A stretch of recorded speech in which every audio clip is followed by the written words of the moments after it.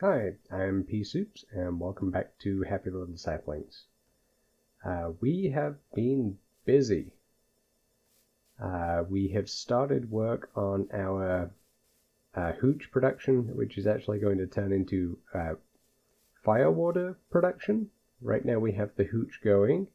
It's taking the poisonous potatoes and the sugar in the vats on this side, and it's going to pass those the resulting hooch over to vats on this side. And I've already put together a lot of the equipment we're going to need. So let's get these vats down. You, and you. And we'll be configuring these guys in mostly the same way that it's configured over here. So let's go ahead and take care of that. So on this side, what we need is, okay, so it's already accepted the hooch in from the top there, which is perfect. And let's take a look at the recipe we need. So it's blaze powder and redstone. So we can use Steve's factory manager to take care of that for us in just the same way as we have on this side. The only caveat being is we don't have a regular supply of blaze powder. Now, let's grab up some redstone and the few blaze powder that we do have just to test with. You know what? Actually, let's grab some more redstone. There is a way of creating the blaze powder. And although we'll need to do it manually right now, just as a test, which way am I going? Use our little lily pad pathway here. So as you can see here, redstone can turn into glowstone with the, oh, what's that thing called? Alchemy catalyst. So that's given us a fairly decent amount of glowstone. And then what we can do is take out, actually that's already full, so we can put that in the fluid transposer and get blaze powder. So 100% redstone plus mana to turn it into glowstone and the RF to run this transposer, we can make our own blaze powder. That's pretty awesome. That is a future project, automating that whole flow. I think that would be a really fun project and would integrate well with Steve's factory manager. So we can do that at some point. Not right now, but at some point. So let's go ahead and program these guys to get what they need. So if we look at our coordinates, they are on row -508x. So we can look at our chart here, and these two are for the hooch production. So we'll go ahead and create another couple over here. We'll create an input and another input. So these two will be the two ingredients for the, I think, which one was it we were doing? Firewater. That's right. Yep. So these two are going to be firewater. And we'll use an output condition, because these don't need crafting right now. Alright, so let's link those up.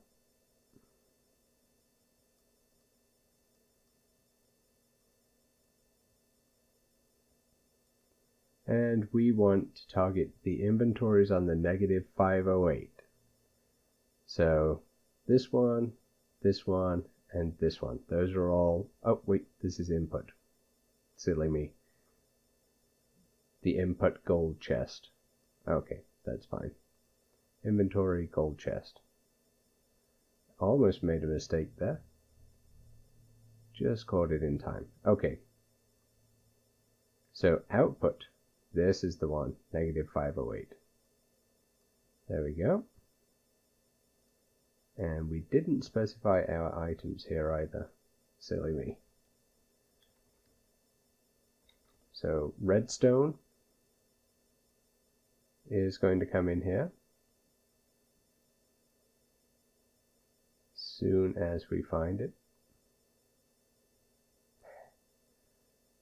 There has to be a way of reordering that. Okay, so redstone, and you know what? I guess we can put them both in the same. That's something I learned today.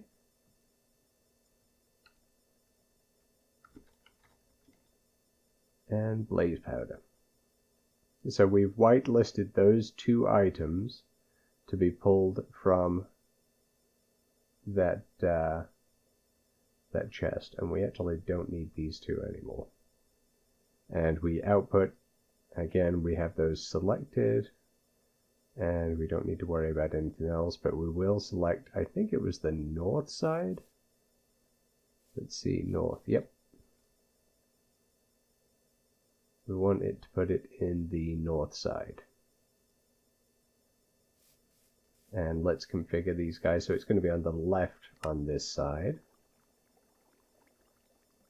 So he pulls in there. He goes there. And he goes like that. Alright. So now if we drop blaze powder and redstone in here. Perfect. Look at that. Alright, so let's throw the rest in there and see what it does with that.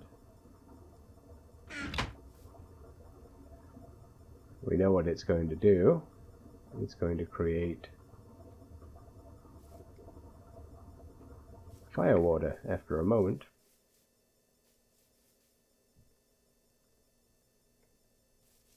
There we go. Plenty of blaze powder.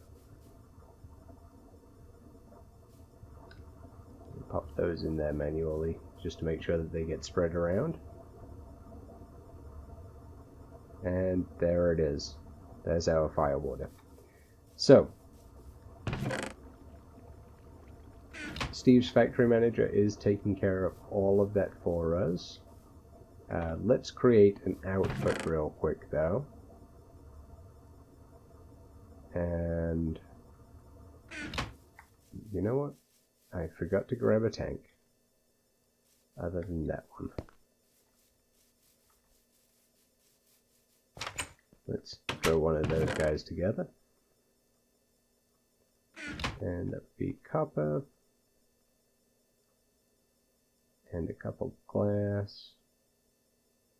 You know what? Actually, we have a fair amount of iron right now.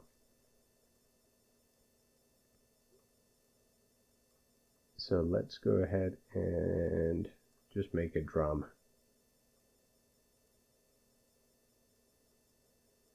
There we go.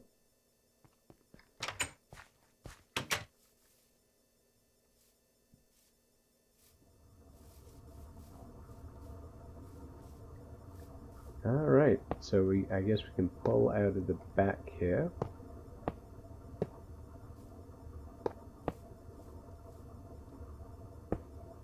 And toss you there. And I don't know if these guys will auto output from the back. Which side is that? That's there. Push. Oh, there we go. They do auto output.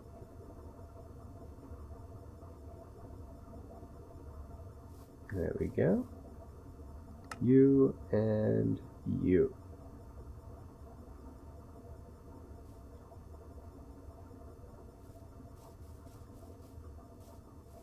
That is wonderful. Now, I'm hoping I can do this fairly quickly, because I did promise you guys we'd be making a computer. Robot. So I really want to get to that. However, I want to make use of some of that firewater just to kind of test the system out. And we'll be using advanced generators for this.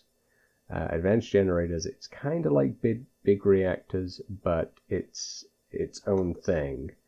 It actually does a better job of accepting more kinds of fuel and being more customizable. Now, it's been a while since I have actually done this, so there's a fair amount of crafting involved. So I'm going to go ahead and get, because there's a lot of little bits and pieces like this, I'm going to go ahead and get these bits together. And once I've gotten the blocks made, they're fairly simple recipes. As you can see, they use the same items, but I'm not going to put you guys through watching me craft each little bit of this. So I'm going to go ahead and get that done, and I'll be right back with you guys.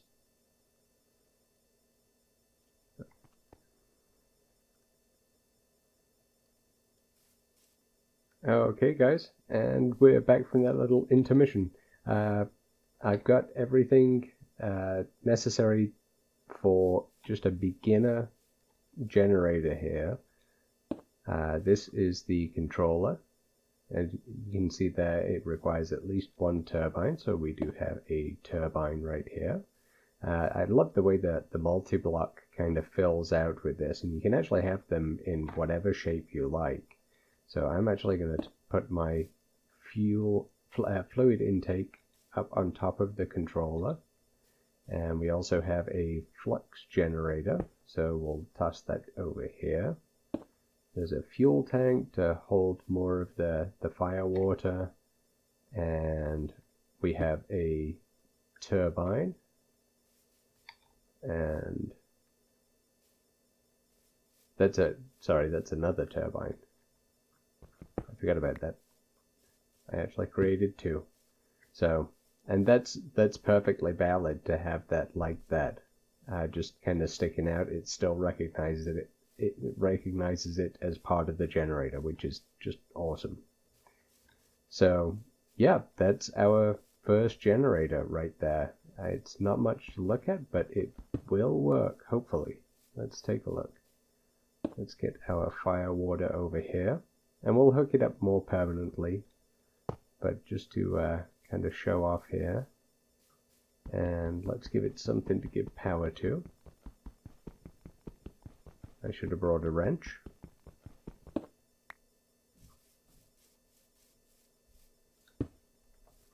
Pop them down right there. You can see that it's going in. And finally a servo. So we actually have a bunch. Let's turn that on. And we can see the numbers up here. It gets up to speed, and it's currently using 0.1 to 0.2 millibuckets a tick, and it's producing 200 RF per tick at a fuel efficiency of 110%. That's pretty awesome. 2 iron turbines are connected, so the way you upgrade these is getting the different size, different material turbines. You can go bronze, gold, and derium. Can use all sorts for it, but just for basics, 200 RF per tick is nothing to sniff at. This will do the job quite nicely for a while. So that's going to give us plenty of power to this thing for now.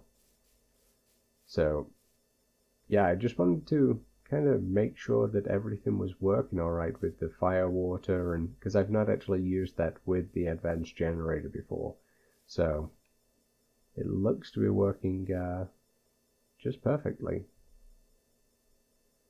Boy, that's going down real slow as well, considering how much RF that's generating. So that is wonderful.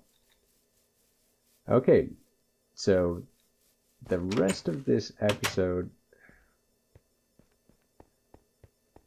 I think I might just skip the crafting of the pieces parts for the computer, the robot, just because it does it in much the same way as the generator over there.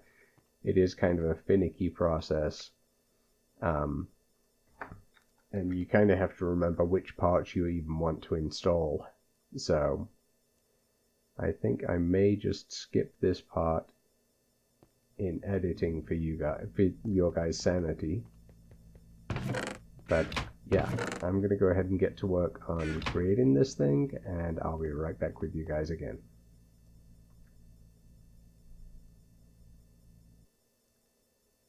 Okay, you guys, I think I've got this. And yes, that did take quite some time. These are all the components, so just a quick walkthrough here. This is the electronics assembler. This is what is required for essentially to put together robots and drones in the Open Computers mod. So to start this, you put in the computer case. I've got a tier 2 case which can hold a few more upgrades, and then you select the upgrades that you want. The inventory controller lets you kind of work with the inventory within the robot. I think I may need this upgrade as well now that I think about it. The rest of it, we have a keyboard installed, a screen, disk drive, a couple of upgrade containers for the card and upgrade slots. We've got an internet card so I can pull down my scripts, graphics card, CPU, memory, hard drive, and EEPROM. The EEPROM I may need to play around with. I do have a Lua EEPROM on there. So I think that should give it startup capability. I hope so. I really hope so.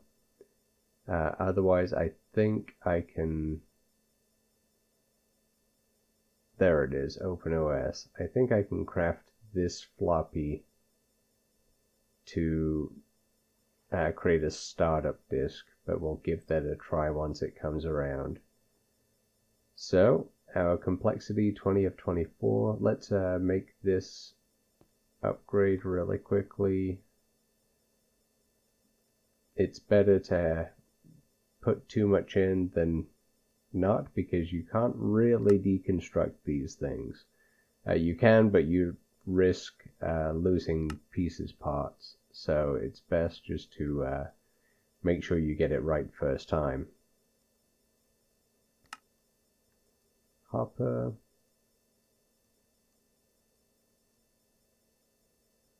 And we should be able to create that upgrade now. Nope. A dropper. Do I have piston? I have piston. I have dropper.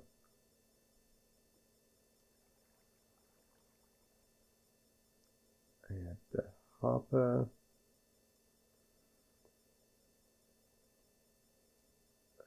Microchip. You know what? I should just start putting this together. In fact, so that's all you guys.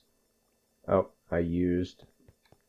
That's the problem. I used my chest. There we go.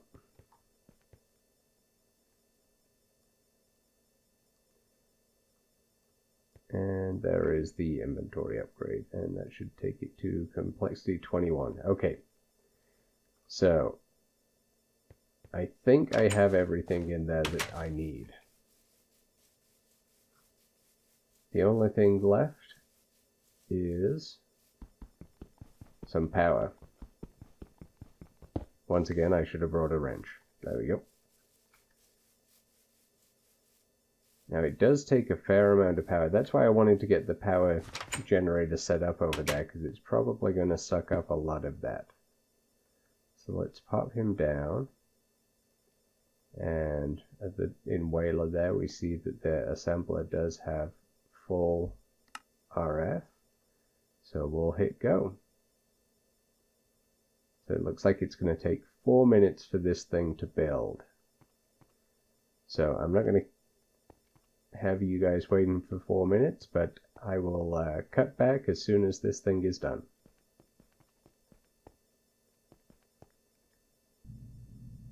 Okay guys, moment of truth.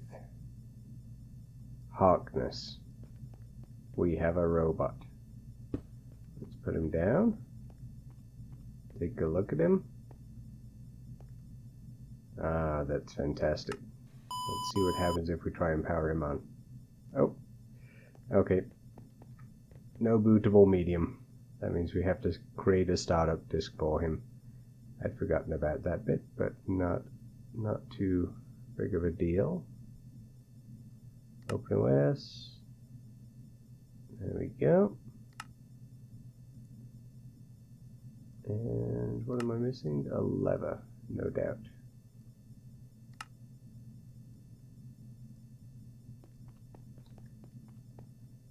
There we go. Okay, so I put a disk drive in him, so I should be able to pop that in there and switch him on.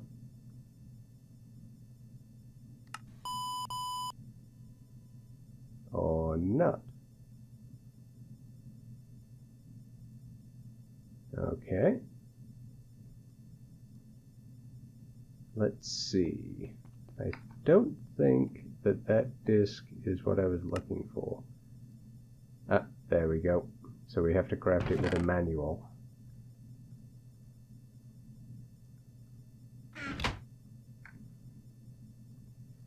This is the thing about this mod. It's the functionality is amazing, absolutely amazing, but boy is it finicky. Okay, so now we have an open OS. Oh, no, don't hold it. That looks promising.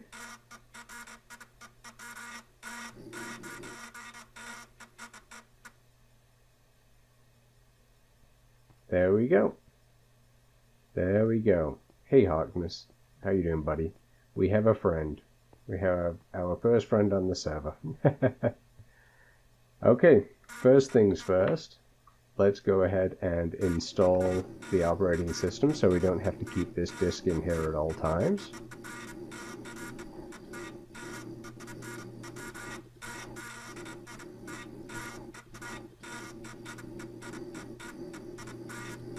And yep. Boy, this takes me back. It actually doesn't take all that long, but almost done. There we go. So we can remove the boot floppy and reboot him.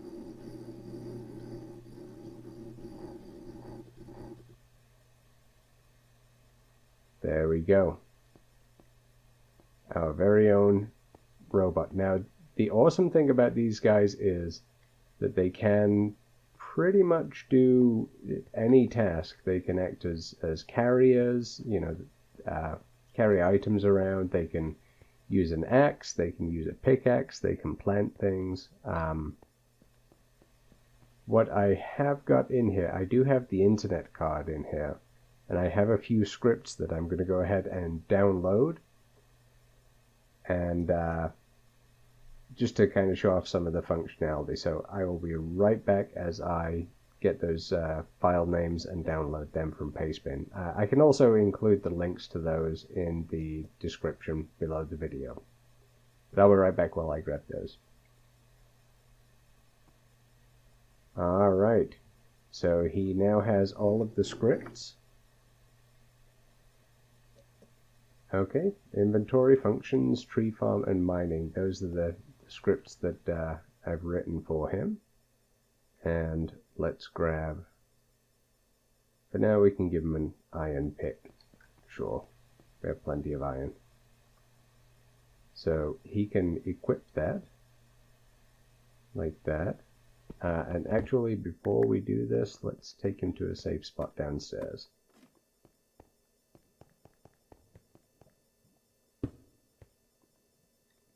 There we go. switch him on again. Give him a pickaxe. And let's take a look at some of the mining functions he has. Dig stairway. Let's see, I'm sure there's a room. Dig tunnel.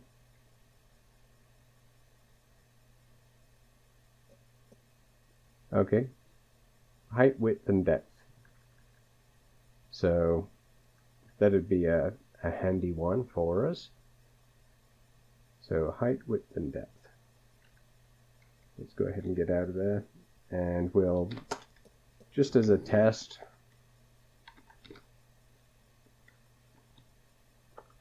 we'll create a new file and we'll tell him to use his mining knowledge with the do file. And we'll do dig tunnel. That may be capitalized. Height of 3, width of 3, and go 10 deep. Let's see if that works.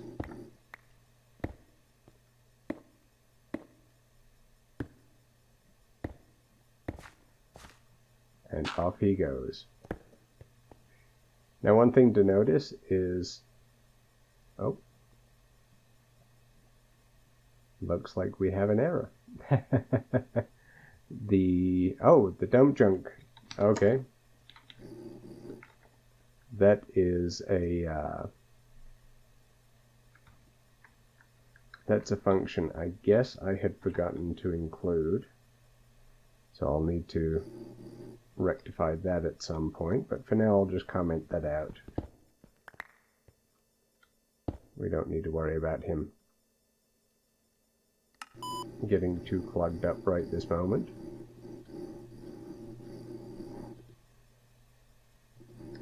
So we'll just give him that same command. Oh, he's not going to be happy about that because he doesn't have a pick.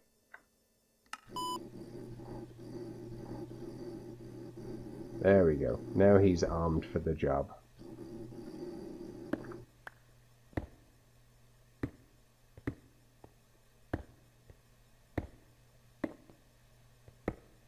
So yeah, these guys are fantastic. You can just set them to, if you've written your scripts properly, you can just set them to dig out a big room for you, or dig a long tunnel, dig branches in the tunnel so you can easily take a look for the surface mining ores. So yeah, I'm a big fan of robots. What we're going to be using this guy for, though, is a tree farm, and I'll get that set up in the next episode. He's already got all of his script ready for it. We just have to set up an area for him. And as you can see, he does a wonderful job of happily just kind of ticking along. And you can see here he does have an energy bar, so he does need recharging. I'll need to create a charger for him. Let's go ahead and grab some of his stuff off of him. But yep, he'll happily keep on going. So great, we now have a robot. That's been a long time coming, but he's going to help us a lot. He's going to help us a lot. Alright, so I guess that's it for this episode. Harkness is going to go ahead and have his fun, and we'll be back shortly with, a tree farm. Looking forward to it. Thanks guys, bye.